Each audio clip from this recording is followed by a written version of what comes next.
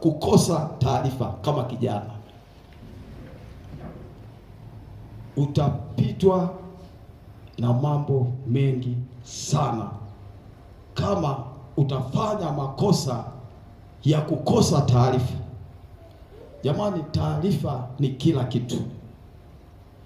Kuna watu wanapitwa na mambo kwa sababu hawana taarifa.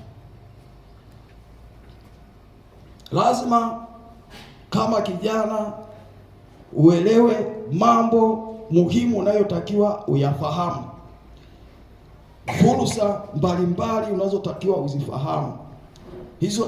Hizo fursa ndio hizo tunazosema taarifa. Lazima uzipate taarifa. Yaani usikae tu, yaani usikae huna namna ya kupata taarifa ya fursa mbalimbali zinazoweza zikakuinua kwenye maisha yako kama kijana. Yaani kuna shida ambayo wakati fulani unafika mahali, kwa sababu yaani ile hali ya kusema pengine vitu fulani ni vya watu fulani tu, sio kweli. Sio kweli.